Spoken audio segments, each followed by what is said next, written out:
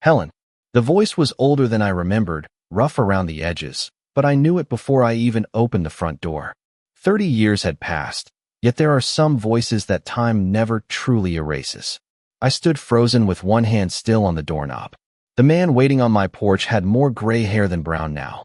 Deep lines marked his face, and his shoulders seemed narrower than the ones I remembered from our childhood. His clothes were plain, carefully pressed, and in his right hand he carried a small, weathered wooden box no larger than a shoebox. He did not smile. He did not step forward. He simply looked at me with tired eyes that carried 3 decades of silence. "Michael," I whispered. He nodded once. I know I should have come sooner. My heart wanted to run toward him. My mind wanted to close the door. 30 years earlier, my brother had vanished without saying goodbye. No letter. No phone call. No explanation. My parents spent years pretending they knew more than they did, but I eventually realized they were hiding behind the same unanswered questions as everyone else. Our father died believing Michael had abandoned the family. Our mother carried that heartbreak until the day she passed away. I learned to stop expecting miracles because they only made disappointment harder to survive. Yet there he stood as if he had merely missed last Thanksgiving dinner. My eyes dropped to the little wooden box. It was old enough that the brass corners had turned dark with age. The lock was scratched from years of use, and a faded leather strap wrapped tightly around it. Whatever was inside mattered enough that he never loosened his grip. "Are you going to invite me in?" he asked quietly. I stepped aside without answering. The familiar scent of fresh coffee filled the house as he walked through the hallway, looking at family photographs lining the walls. His eyes paused at one picture of our parents taken on their 40th wedding anniversary. He lowered his head, but said nothing. I offered him coffee. He politely declined. I offered lunch. He shook his head again. "I did not come for food," he said. "I did not come for money either." That surprised me more than his return. Most people who disappear for 30 years come back because they need something. Michael looked like a man carrying a responsibility instead of a request. Before I could ask another question, a car pulled into my driveway. My son David climbed out with his wife, Emily.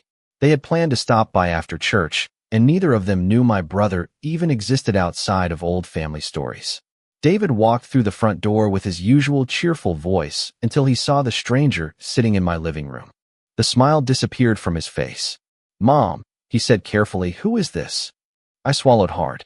"This is your Uncle Michael." Neither of them spoke for several long seconds. Emily's eyes immediately settled on the wooden box resting across Michael's knees. David noticed it too. They exchanged the kind of glance that families think nobody else sees.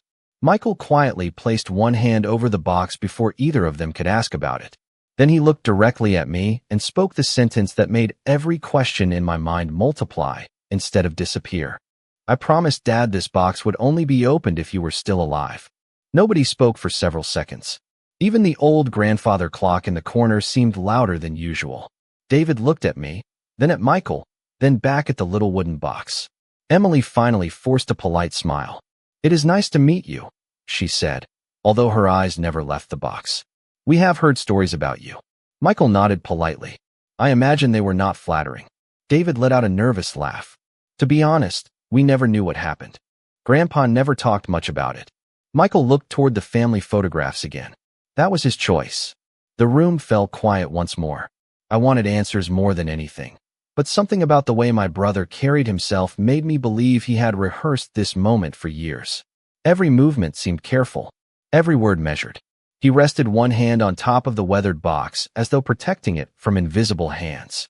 I walked into the kitchen and poured myself another cup of coffee, mostly to steady my nerves. When I returned, David had moved to the chair closest to Michael. "So where have you been all these years?" he asked. "Different places," Michael answered calmly. "Enough places to know there is no point talking about the road until you reach the destination." David frowned. "That does not really answer the question." "No," Michael replied. "It does not." Emily stepped in before the silence became uncomfortable. "You must be exhausted. Are you staying in town?" "For a little while." "At a hotel?" "No." Michael looked directly at me. "If Helen will have me." I answered before I had time to overthink it. "You can stay here." David looked surprised. "Mom, are you sure?" "I am." He nodded slowly, but I noticed the concern on his face did not seem to be about a long-lost uncle sleeping in my guest room. It seemed connected to the box sitting quietly on Michael's lap. The conversation drifted toward ordinary things. Weather, traffic, my garden. Yet every few minutes, someone's eyes returned to that small wooden box. It became another person in the room, silently demanding attention without saying a single word. Eventually, David stood to leave. "We should let you both catch up," he said.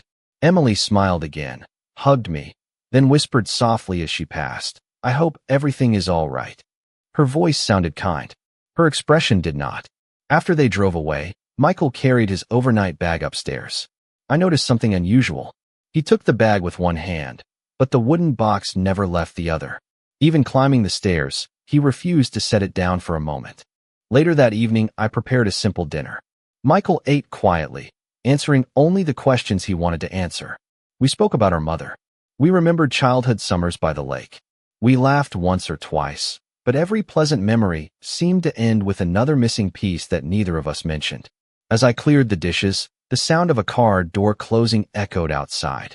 I glanced through the front window and saw headlights disappear from the end of the street. "Were you expecting someone?" I asked.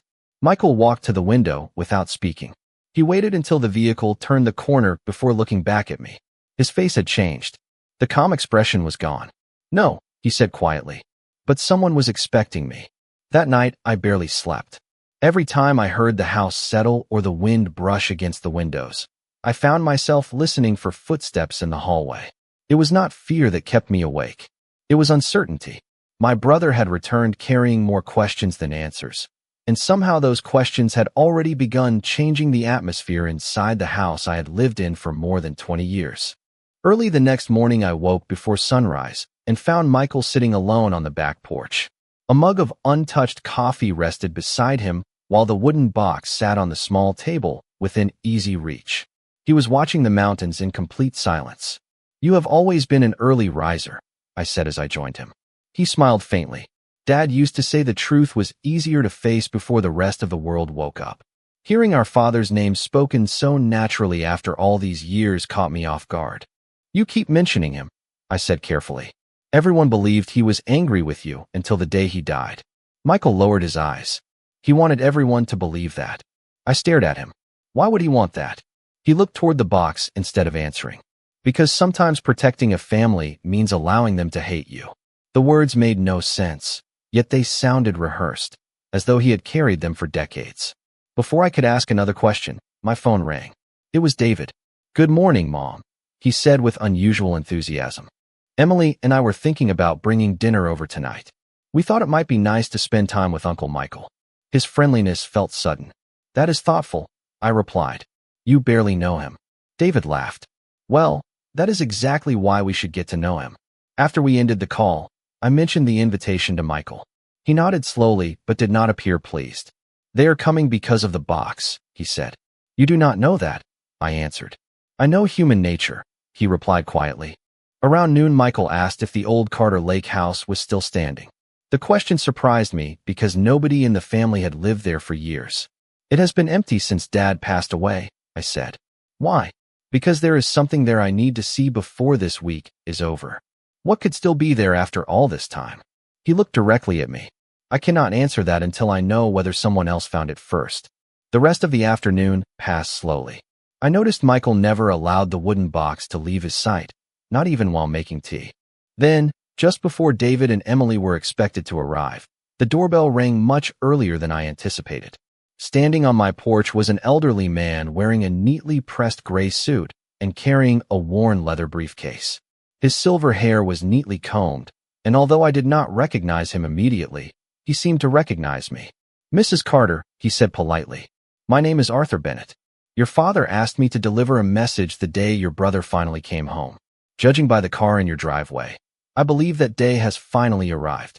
For several seconds, I simply stared at the man standing on my porch. His face seemed familiar in the strange way that happens when memory hides just beyond reach. Then I noticed the old leather briefcase. It was the same style my father had always associated with his attorney. Michael stood up so quickly that his chair scraped across the hardwood floor. For the first time since he arrived, genuine emotion crossed his face. "Arthur," he said softly. The elderly man smiled with quiet relief. I was beginning to wonder if I would ever see you again. I stepped aside and invited him inside. As soon as Arthur entered, his eyes moved directly to the wooden box resting on the coffee table. He did not look surprised. Instead, he gave a slight nod, as though confirming something he had expected for decades. "You kept your promise," he said to Michael. "I did," my brother answered. "Barely." Before I could ask either of them another question, another car pulled into my driveway. David and Emily had arrived for dinner. David walked through the front door carrying a bakery box and a bottle of sparkling cider, but his friendly expression faded when he saw the unfamiliar visitor. "Mom, I did not realize we were having company," he said. "David," I replied, "this is Arthur Bennett. He knew your grandfather." Arthur extended his hand politely. "Your grandfather was my client for many years." David shook his hand, although I noticed his attention quickly drifted toward the wooden box again. Emily greeted everyone warmly and immediately offered to help set the table. The atmosphere looked almost normal, yet underneath every polite conversation ran the same silent question. What was inside that box? During dinner, Arthur spoke mostly about ordinary things. He complimented the meal, admired my garden through the dining room window, and shared harmless stories about how stubborn my father had been in business. Michael listened quietly without interrupting. Whenever the conversation edged too close to the past, both men skillfully redirected it. David finally leaned forward. "I hope you do not mind me asking," he said, looking directly at Michael. "But if Grandpa trusted you with something for 30 years, why wait until now?" Michael folded his hands together. "Because your grandfather gave very specific instructions." "Instructions about what?" David asked. "About timing," Arthur answered before Michael could speak. "Some promises are measured by calendars, not emotions." Emily tilted her head. "That sounds mysterious." Arthur smiled politely. "It was intended to be." The room fell quiet again. After dinner, I carried the empty plates into the kitchen. Emily followed me, insisting she wanted to help. As we stood at the sink, she lowered her voice. "Helen, have you noticed how protective Michael is of that little box?" I nodded carefully. "Anyone would be curious." "Curious is one thing," she replied. "But if your father asked him to guard it for 30 years, it must contain something important. Important enough to change someone's future." Her words lingered in my mind long after we returned to the living room.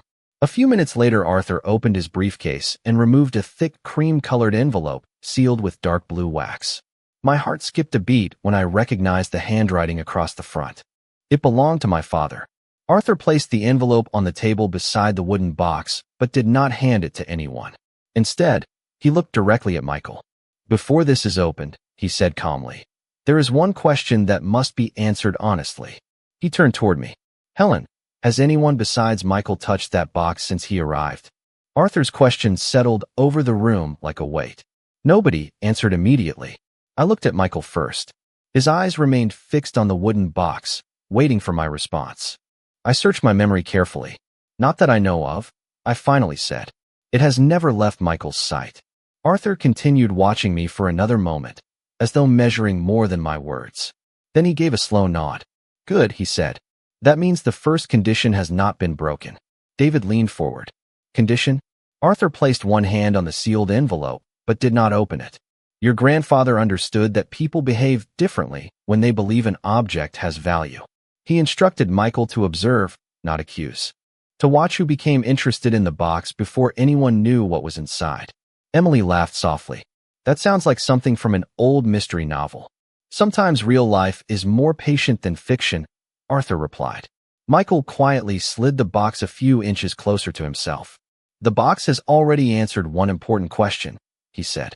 I frowned. "What question?" He looked at me with genuine sadness. "Who was interested in me, and who was interested in what they imagined I brought home?" His words made me uncomfortable because I had noticed the same thing but refused to admit it. Since Michael arrived, almost every conversation had eventually circled back to the little wooden box. Nobody had asked about the lonely birthdays he spent away from home. Nobody had asked whether he had been healthy, happy, or even safe during those missing years. Curiosity had centered almost entirely on the object sitting beside him. David shifted in his chair. "I think you are reading too much into it. Anyone would be curious." "Curious is natural," Michael answered calmly.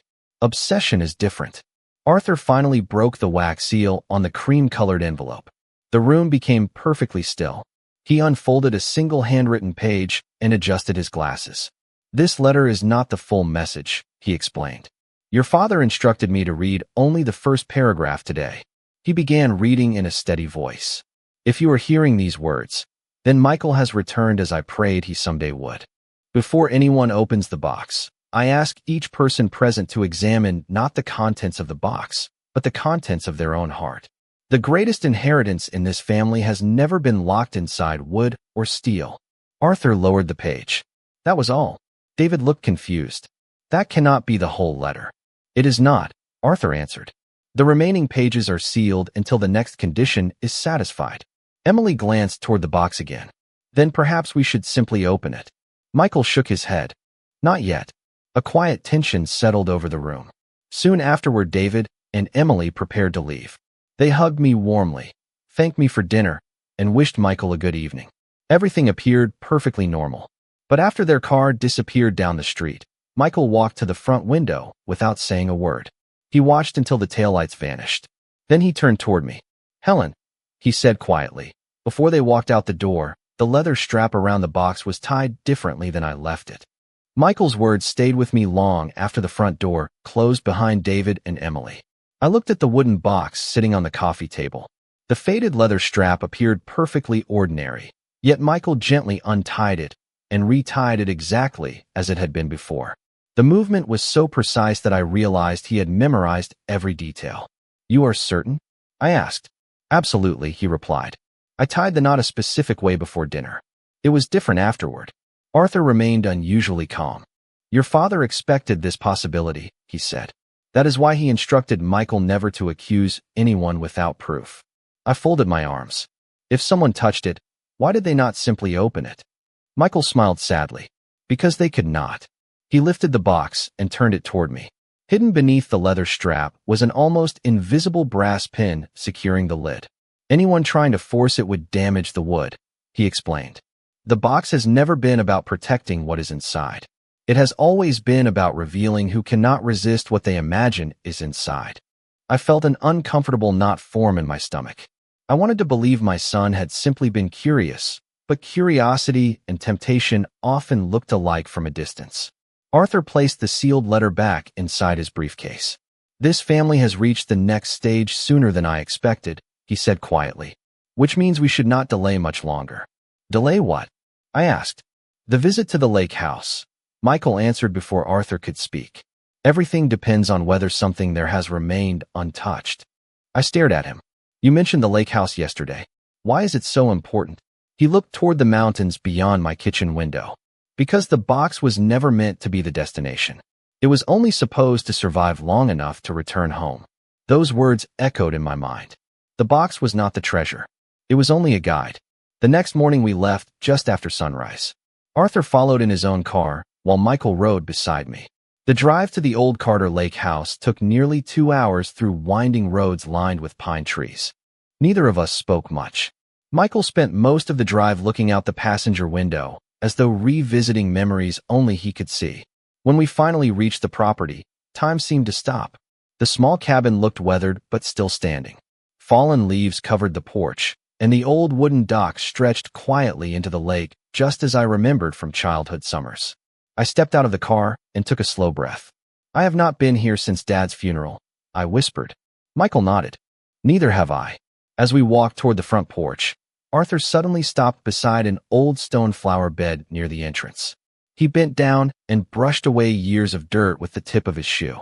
A rectangular patch of freshly disturbed soil appeared beneath the leaves. It looked nothing like the untouched ground surrounding it. Arthur slowly removed his glasses and looked directly at Michael.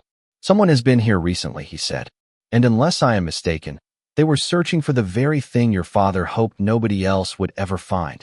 Arthur slowly knelt beside the disturbed patch of soil and brushed away another layer of loose dirt with his hand. The difference was impossible to ignore now. The surrounding ground had hardened over years of weather, but this section was softer, darker, and uneven. Someone had dug here recently and done a poor job hiding it afterward. Michael stood perfectly still beside me. He did not look surprised. He looked disappointed. We were too late, he said quietly. Do not assume that yet, Arthur replied. People often search for the wrong thing. We stepped onto the porch, and Michael reached beneath the welcome mat. I raised an eyebrow. You still remember? He gave a faint smile. Some habits survive 30 years. There was no key beneath the mat, only an empty indentation where one had once rested. Michael nodded to himself as though confirming another suspicion. Dad never kept the real key there, he said. He only wanted visitors to think he did. Arthur unlocked the front door with a small brass key from his own ring. Your father insisted I keep a copy, he explained. He believed one day this house would need an honest witness. The cabin smelled of old cedar and dust. Sunlight slipped through the curtains, revealing furniture exactly where I remembered it. My mother's quilt still covered the sofa. My father's reading chair remained beside the stone fireplace. Time had left the room untouched, yet it also felt strangely watched, as though someone had visited without truly living there. Michael walked slowly across the floor, not toward the fireplace or the family photographs, but toward an old grandfather clock standing against the far wall.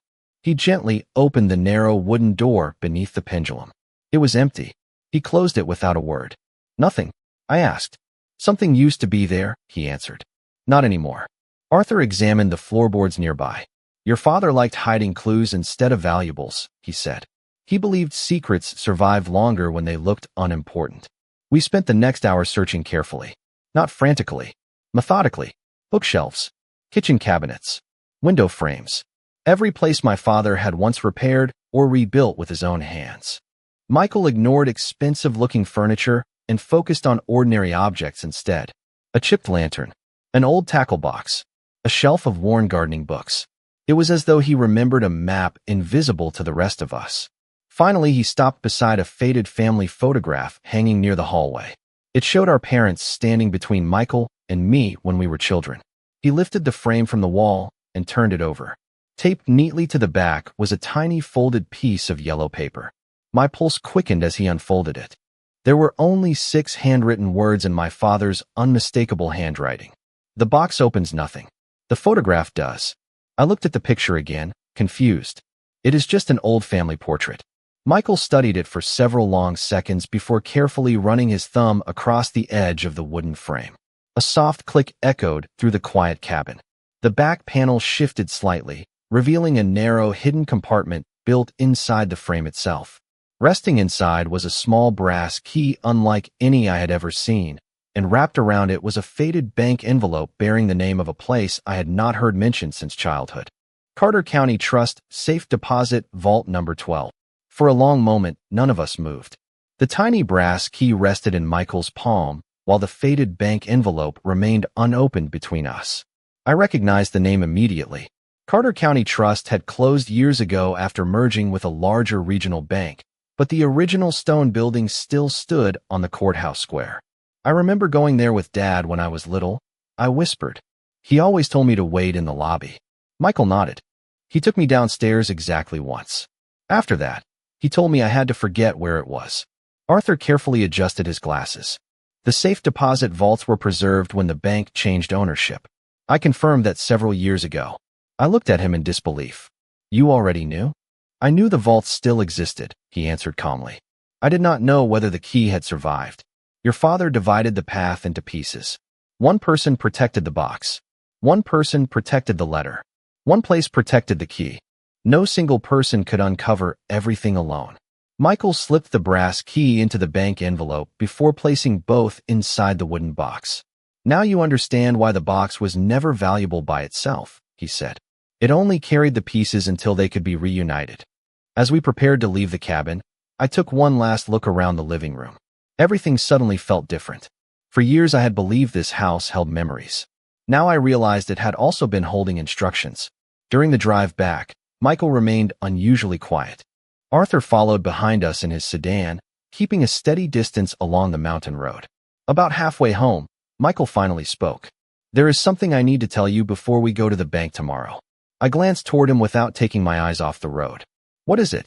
He looked out the passenger window. When Dad gave me the box, he warned me that if anyone reached the vault before us, they would probably leave disappointed. Why? Because what they expected to find would not be there. His answer only deepened the mystery. By the time we reached my house, the sun had begun to set. Arthur parked behind us and walked over carrying his briefcase. "The bank opens at 9 tomorrow morning," he said. "I have already arranged access with the current manager. They were able to verify that vault number 12 has remained registered under a confidential legal agreement for decades." Before we could continue, my phone rang. David's name appeared on the screen. I answered, expecting him to ask how the day had gone. Instead, his voice sounded unusually casual. "Mom, I just wanted to check on you. Did you and Uncle Michael enjoy your little trip today?" I felt my grip tighten around the phone. "How did you know we went anywhere?" There was a brief silence on the line. Then David recovered with a small laugh. "I guessed. Uncle Michael seemed interested in old family places." After we ended the call, I slowly lowered the phone. I had never told David about the lake house. Neither had Michael. I looked at Arthur, then at my brother. Michael's expression hardened for the first time since his return. "Someone told him," he said quietly. "Or someone followed us." Sleep was almost impossible that night. Every time I closed my eyes, I heard David's voice asking about a trip he should not have known existed.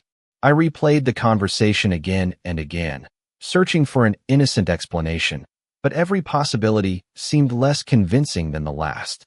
Before sunrise, I found Michael sitting at my kitchen table with the wooden box beside him and a folded road map spread across the surface. Arthur arrived a few minutes later carrying his familiar leather briefcase. None of us wasted time on small talk. We all understood that the next few hours could answer questions that had remained hidden for decades. The drive to Carter County Trust was quiet. The old stone building looked almost exactly as I remembered, except the polished brass sign now carried the name of a different financial institution. Inside, the marble floors and dark wooden counters still reflected another era. A branch manager greeted Arthur by name and escorted us downstairs through a secure hallway lined with rows of safe deposit vaults. The heavy steel door opened with a deep mechanical sound that echoed through the room. "Vault number 12 has remained untouched according to our records," the manager explained. "Only the legal authorization presented by Mr. Bennett allows access today." After he stepped outside to give us privacy, Arthur carefully inserted one key into the vault mechanism. Michael removed the small brass key from the envelope and inserted it beside the first. The lock resisted for a brief moment before turning with a soft click. My heart pounded as Michael slowly pulled the long metal drawer from the wall. I expected stacks of cash, jewelry, or legal documents tied with ribbon. Instead, there were only 3 items resting neatly inside. An old cassette recorder sealed inside a protective plastic case. A thick bundle of letters wrapped with faded blue string. And a smaller envelope marked in my father's handwriting with 3 simple words. "Open last." David had been wrong. Emily had been wrong. Even I had been wrong. There was no fortune waiting in the vault. There was only a story waiting to be told.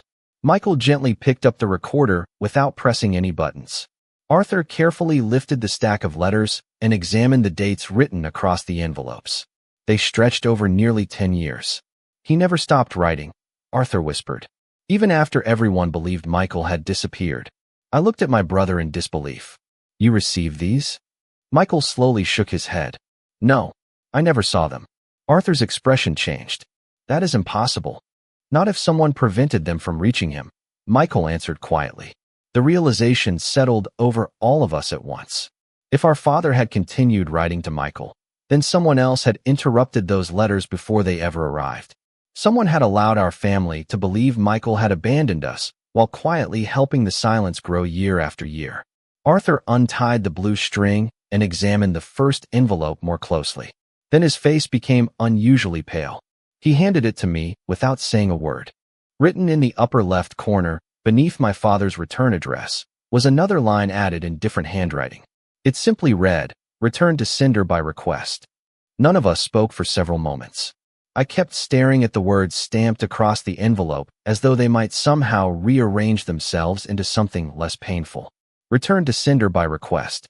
My father had written letter after letter believing he was reaching his son, while someone else had quietly made certain those words never arrived.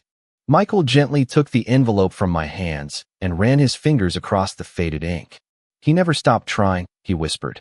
His voice was steady, but his eyes carried a sadness that 30 years had never erased.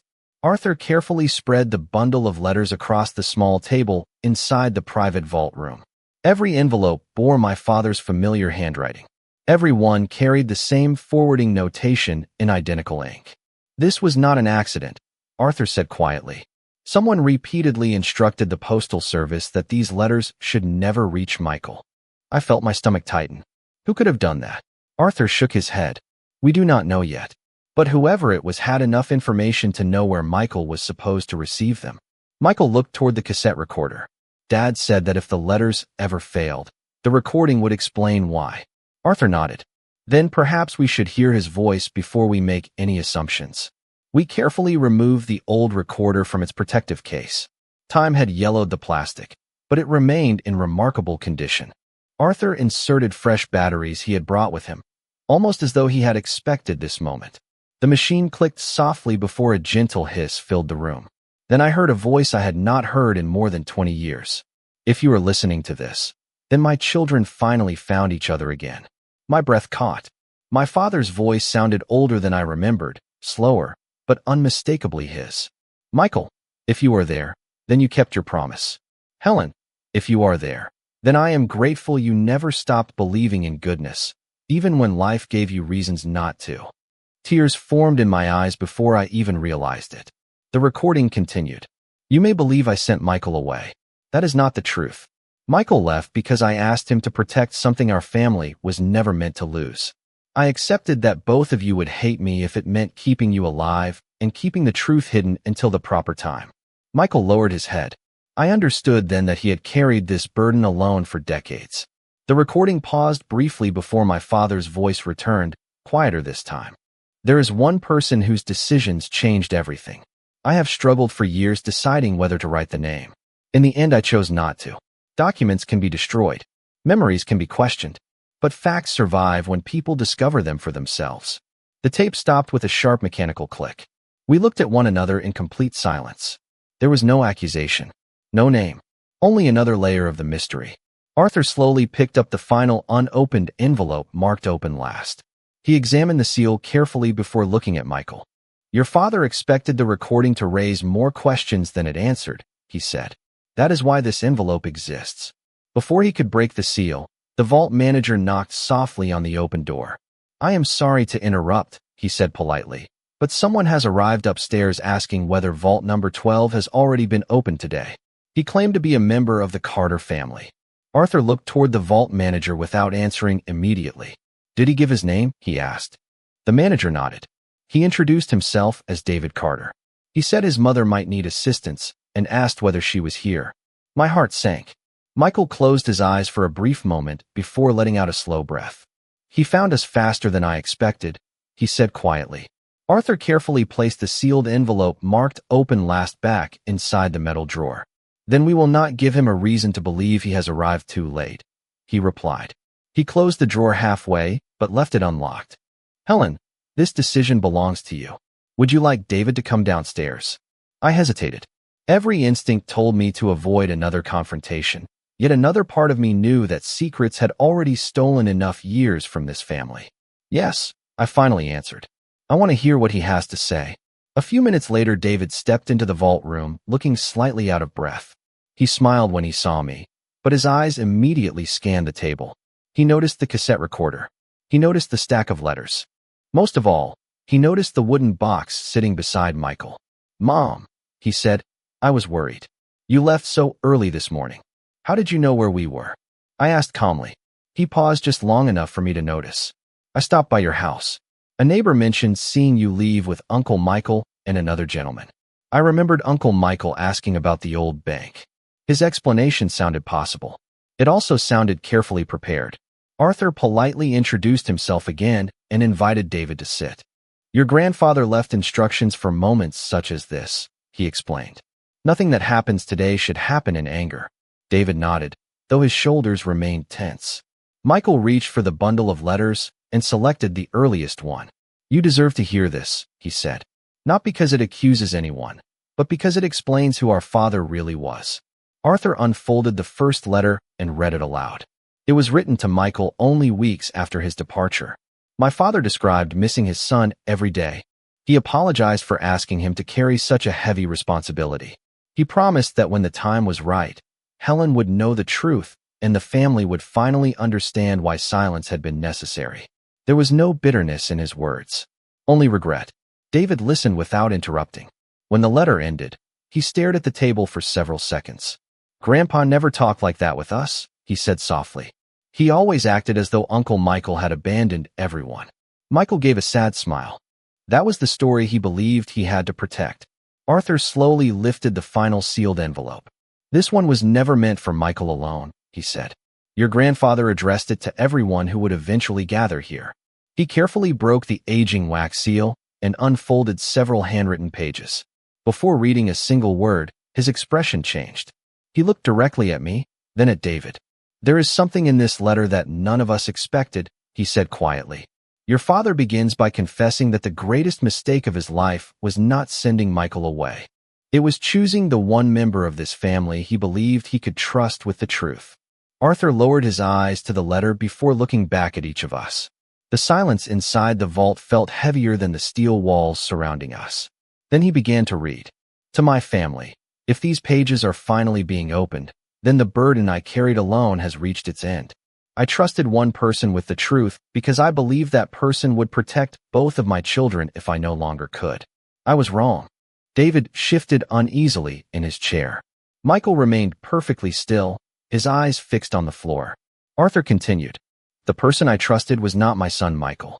It was not my daughter Helen. It was someone I believed would quietly pass my letters to Michael while keeping his location private. Instead, my confidence became the very reason this family remained divided." I felt my heartbeat quicken. The room seemed to shrink around us. "I never wrote the name because accusations die with the people who make them. Evidence survives. That evidence is enclosed elsewhere, where it cannot be altered by grief, pride, or fear." Arthur paused. "The letter ends there." David frowned. "He still does not say who it was." "No," Arthur answered. "Because he wanted us to discover the truth rather than inherit an accusation." Michael finally spoke. "Dad always believed that facts carried more weight than anger." I looked at my brother. "Did you ever suspect someone was stopping the letters?" He slowly nodded. "After the first few years I did. But I assumed Dad had changed his mind. I never imagined he kept writing." The realization hurt more than I expected. For 3 decades, both brothers and sisters had believed the other had chosen silence. Neither of us understood that someone else had been standing quietly between us the entire time. Arthur carefully placed the letters back into the vault drawer before lifting the cassette recorder once more. "There is one more thing," he said. "When your father recorded his message, he also left written instructions for me." He opened his briefcase and removed a folded legal document. If the letters revealed outside interference, I was to request one final document from the bank archives. The branch manager returned a few minutes later carrying a thin archival folder sealed inside a transparent protective sleeve. "These records have not been requested in decades," he explained. Arthur thanked him and carefully examined the first page. His expression immediately changed. "What is it?" I asked. Instead of answering, he turned the document toward me. It was an official forwarding authorization submitted to the Postal Service many years earlier. At the bottom was a signature authorizing all future correspondence intended for Michael Carter to be redirected before delivery. I recognized the handwriting immediately. It did not belong to my father. It belonged to someone whose signature I had seen hundreds of times while growing up. My mother's.